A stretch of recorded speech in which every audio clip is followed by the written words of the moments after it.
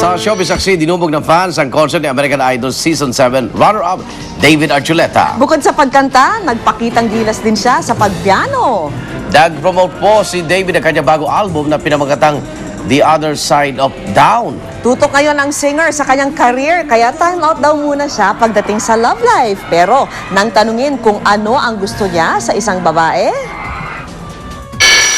I think there's so much more to girls that really you can be drawn to and attracted to that will last so much longer than just the way they look.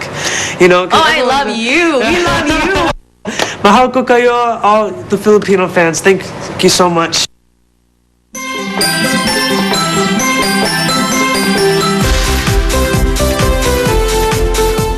Pitong araw bago magpasko, gabi-gabi nang mapapanood po ang Symphony of Paroles sa Ayala, Makati. Sa Pasig City naman, binuksan na ang bonggang animated Christmas display.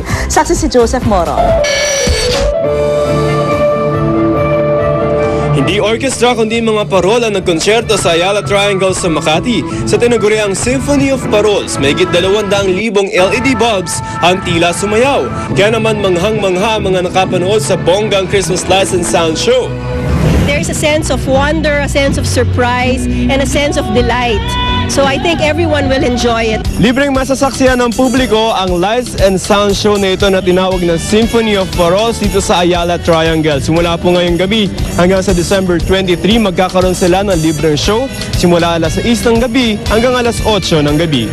May 1,000 street kids naman na pinasaya ng special Christmas celebration sa Pasig City kanina. May mga nag-acrobat, nag-circus at may nag-magic pa sa palabas na may temang Christmas in the Eyes of a Child. Lalo pang na-excite ang mga bata sa fireworks display. Pero ang major attraction dito ay ang Christmas animated display na tungkol sa kwento at kahulugan ng Pasko. Gabi-gabi raw mapapanood ang palabas sa harap ng Pasig City Hall hanggang January 2. Ako po si Joseph Morong, ang inyong saksi. Susunod na Born to be Wild at yan mga pangyayaring tinutukan ninyo nag-iisang liga ng katotohanan.